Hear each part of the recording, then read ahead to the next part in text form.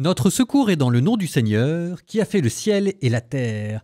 Fini Ézéchiel, fini Isaïe. Alors c'est quoi la suite du programme ? La suite du programme, ce sera la fin de la période exilique. J'ai encore 3 petits livres à vous lire qui se réfèrent encore à cette période.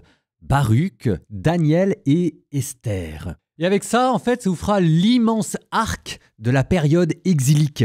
Un arc qu'on aura ouvert avec Tobie, qu'on aura parcouru en long, en large et en travers avec Isaïe et Ézéchiel, et que là, on va terminer. Ça vous donnera la trajectoire entière de ce peuple pendant son exil du début à la fin.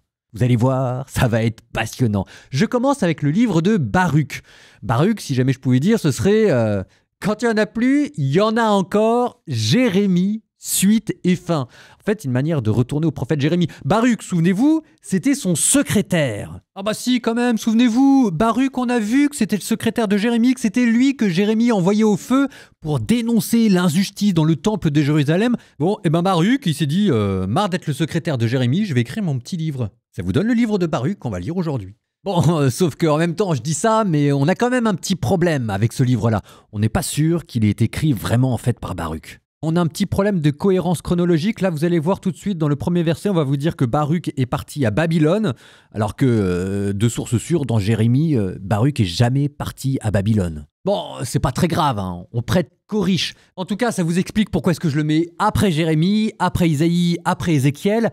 Un écrit tardif du 2e siècle, un livre très intéressant, alors que je vous préviens tout de suite, j'aurai probablement pas le temps de commenter, la vie est ainsi faite et elle est mal faite, mais un écrit très intéressant, parce que jusqu'à présent on a entendu les prophètes qui tensaient le peuple Israël pour lui dire « repentez-vous », et cette fois-ci on donne la parole au peuple. C'est un livre qui va nous permettre d'approfondir le processus psychologique qui s'est passé en exil quand le peuple est revenu à lui-même pour retourner à Dieu, demander pardon. C'est le moment de bascule si vous voulez. Donc, qu'est-ce que vous allez entendre ? On va commencer par une mise en contexte historique, alors à prendre avec des pincettes, parce que c'est une reconstitution. Puis, on va vous rappeler les fautes du peuple, que l'exil, c'est pas arrivé de nulle part quand même, pour ensuite se tourner vers Dieu, une prière au repentir et à la miséricorde. C'est très très beau. Baruch chapitre 1 jusqu'au début du chapitre 3. Voici les paroles du document que Baruch, fils de Nérias, fils de Maasaïa, fils de Sédécias, fils d'Azadias, fils de Helkias, écrivit à Babylone, la 5e année, le 7e jour du mois, à l'époque même où les Chaldéens avaient pris Jérusalem et l'avaient livré au feu. Baruch donna lecture de ce document en présence de Jéconias, fils de Joachim, roi de Juda, et de tout le peuple venu pour entendre le livre, en présence des notables et des fils des rois, en présence des anciens et de tout le peuple, du plus petit jusqu'au plus grand, tous ceux qui résidaient à Babylone au bord de la rivière Soude. On pleurait, on jeûnait et on priait devant le Seigneur. On récolta de l'argent selon les possibilités de chacun, et on l'envoya à Jérusalem au prêtre Joachim, fils de Helkias, fils de Shalom, ainsi qu'aux autres prêtres et à tout le peuple, ceux qui se trouvaient avec lui à Jérusalem. Joachim, en effet, avait récupéré les objets de la maison du Seigneur, enlevés du temple, pour les rapporter au pays de Juda, le 10e jour du mois nommé Siwan. C'étaient les objets d'argent fabriqués sur l'ordre de Sédécias, fils de Josias, roi de Juda, après que Nabuchodonosor, roi de Babylone, eut déporté Jéconias, les princes, les forgerons, les notables et le peuple du pays de Jérusalem à Babylone. Ils dirent « Voici que nous vous envoyons de l'argent. Avec cette somme, achetez-vous de quoi faire des holocaustes et des sacrifices pour le péché. Achetez de l'encens, préparez des offrandes que vous déposerez sur l'autel du Seigneur notre Dieu. Priez pour la vie de Nabuchodonosor, roi de Babylone, et pour celle de son fils Balthasar, afin que leur jour se prolonge aussi longtemps que le ciel demeurera au-dessus de la terre. Alors le Seigneur nous donnera la force et illuminera nos yeux. Nous vivrons sous la protection de Nabuchodonosor, roi de Babylone, et de son fils Balthasar. Nous les servirons durant de nombreux jours et nous trouverons grâce devant eux. Priez aussi pour nous, le Seigneur notre Dieu. Car nous avons péché contre le Seigneur notre Dieu, et jusqu'à ce jour, La fureur et la colère du Seigneur ne se sont pas détournées de nous. Vous lirez ce document que nous vous envoyons pour le proclamer dans la maison du Seigneur au jour de la fête et aux jours appropriés, et vous direz « Au Seigneur notre Dieu appartient la justice, et à nous la honte sur le visage comme on le voit aujourd'hui. Honte pour l'homme de Juda et les habitants de Jérusalem, pour nos rois et nos chefs, pour nos prêtres, nos prophètes et nos pères. Oui, nous avons péché contre le Seigneur. Nous lui avons désobéi. Nous n'avons pas écouté la voix du Seigneur notre Dieu qui nous disait de suivre les préceptes que le Seigneur nous avait mis sous les yeux. Depuis le jour où le Seigneur a fait sortir nos pères du pays d'Égypte jusqu'à ce jour, nous n'avons pas cessé de désobéir au Seigneur notre Dieu. Dans notre légèreté, nous n'avons pas écouté sa voix. Aussi, comme on le voit aujourd'hui, le malheur s'est attaché à nous, avec la malédiction que le Seigneur avait fait prononcer par son serviteur Moïse au jour où il a fait sortir nos pères du pays d'Égypte pour nous donner une terre ruisselant de lait et de miel. Nous n'avons pas écouté la voix du Seigneur notre Dieu à travers toutes les paroles des prophètes qu'il nous envoyait. Chacun de nous, selon la pensée de son cœur mauvais, est allé servir d'autres dieux et faire ce qui est mal aux yeux du Seigneur notre Dieu. Le Seigneur a donc accompli la parole qu'il avait prononcée contre nous, contre nos juges qui gouvernèrent Israël, contre nos rois et nos chefs, contre les gens d'Israël et de Juda. Sous l'immensité du ciel, il ne se produisit jamais rien de semblable à ce que le Seigneur fit advenir à Jérusalem, conformément à ce qui est écrit dans la loi du Seigneur, à savoir que nous mangerions l'un la chair de son fils, l'autre la chair de sa fille. Et le Seigneur a livré nos pères aux mains de tous les royaumes d'alentour, à l'outrage et à la désolation parmi tous les peuples d'alentour, où il les a dispersés. Ils ont été soumis au lieu de dominer, car nous avons péché contre le Seigneur notre Dieu en n'écoutant pas sa voix. Au Seigneur notre Dieu appartient la justice, mais à nous et à nos pères, la honte sur le visage comme on le voit aujourd'hui. Ces malheurs que le Seigneur avait prononcés contre nous se sont tous abattus sur nous. Nous n'avons pas apaisé la face du Seigneur. Nous ne nous sommes pas détournés chacun des pensées de son cœur mauvais.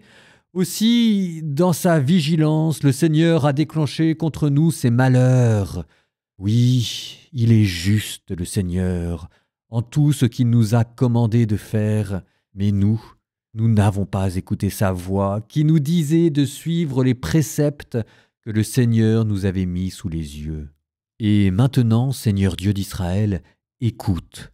Toi qui as fait sortir ton peuple du pays d'Égypte par la force de tes mains, avec signes et prodiges, par ta grande puissance et la vigueur de ton bras, toi qui t'es fait un nom comme on le voit aujourd'hui, nous avons péché. Nous avons été impies, nous avons été injustes, Seigneur notre Dieu, en raison de tous tes jugements, que ta fureur se détourne de nous, car nous ne sommes plus qu'un tout petit nombre parmi les nations où tu nous as dispersés. Entends, Seigneur, notre prière et notre supplication. Délivre-nous à cause de toi-même, fais-nous trouver grâce devant ceux qui nous ont déportés, afin que la terre entière sache que tu es Seigneur, notre Dieu, puisque ton nom a été invoqué sur Israël et sur sa descendance. Regarde, Seigneur, du haut de ta demeure sainte, et pense à nous. Incline ton oreille, Seigneur, écoute, ouvre les yeux, Seigneur, et vois, car ce ne sont pas les défunts dans le séjour des morts, eux dont le souffle est enlevé des entrailles, qui rendront gloire et justice au Seigneur, mais l'âme comblée de tristesse, l'homme qui marche courbé et sans force, les yeux défaillants et l'âme affamée, ceux-là te rendront gloire et justice, Seigneur. Non, ce n'est pas à cause des actions justes de nos pères et de nos rois que nous déposons notre supplique devant ta face, Seigneur notre Dieu, car tu as déchaîné sur nous ta fureur et ta colère, comme tu l'avais déclaré par tes serviteurs les prophètes, lorsque tu disais « Ainsi parle le Seigneur, courbez les épaules et servez le roi de Babylone, alors vous resterez dans le pays que j'ai donné à vos pères. Mais si vous n'écoutez pas l'appel du Seigneur à servir le roi de Babylone, je ferai cesser dans les villes de Juda et dans les rues de Jérusalem le chant d'allégresse et le chant de joie, le chant de l'époux et le chant de l'épouse. Tout le pays sera désolé, vidé de ses habitants. Or, nous n'avons pas écouté ton appel à servir le roi de Babylone, et tu as accompli les paroles que tu avais prononcées par tes serviteurs, les prophètes, à savoir que les ossements de nos rois et de nos pères seraient arrachés à leur tombeau. Et voici qu'ils furent jetés dehors, à la brûlure du jour et au gel de la nuit. Nos rois et nos pères sont morts dans de cruelles souffrances par la famine, l'épée et l'exil. Tu as établi la maison sur laquelle tu as invoqué ton nom, comme elle est en ce jour à cause de la méchanceté de la maison d'Israël et de la maison de Juda. Tu as agi envers nous selon ton entière bienveillance et ton immense tendresse, Seigneur notre Dieu, comme tu l'avais déclaré par ton serviteur Moïse, le jour où tu lui ordonnas de mettre par écrit ta loi en présence des fils d'Israël, en disant « Vraiment, si vous n'écoutez pas ma voix, cette immense multitude elle-même sera réduite à un petit nombre parmi les nations où je les disperserai. Oui, je sais bien qu'ils ne m'écouteront pas, car c'est un peuple à la nuque raide. Mais dans le pays de leur exil, ils rentreront en eux-mêmes, et ils sauront que moi, je suis le Seigneur leur Dieu. Je leur donnerai un cœur et des oreilles qui entendent. Et là, dans le pays de leur exil, ils me loueront. Ils se souviendront de mon nom. Ils se repentiront de leur obstination et de leur action mauvaise.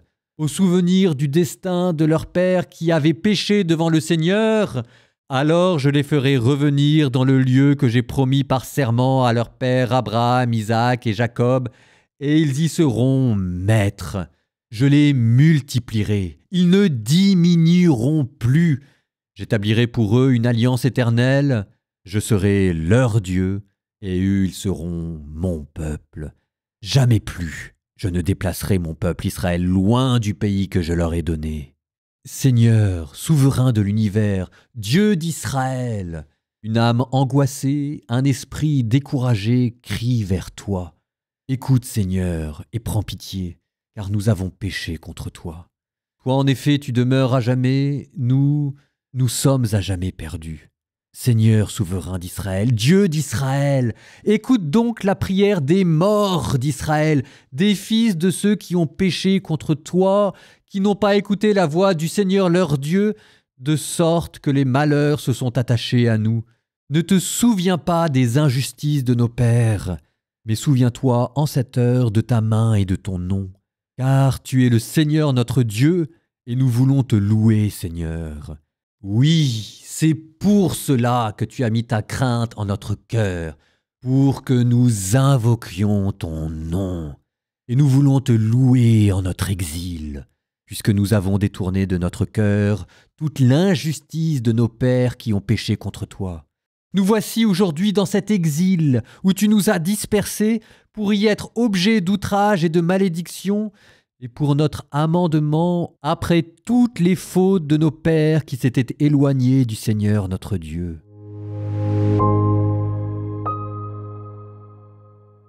Ok, les lectures étaient longues, la vie est courte. Je vous avais dit que j'aurais probablement pas le temps de faire les commentaires. J'avoue, là ça passe pas. On va se tourner directement vers le livre des Proverbes et dans le prochain épisode, on terminera le livre de Baruch. Chapitre 15, versets 1 à 5. Une réponse paisible calme la fureur. Un mot blessant déclenche la colère. La langue des sages rend la science aimable. La bouche des insensés ne débite que des sottises. En tout lieu les yeux du Seigneur, ils observent les méchants et les bons. La langue qui réconforte est un arbre de vie. Perfide, elle vous coupe le souffle. Un sot se moque des leçons de son père, bien avisé qui tient compte des avertissements.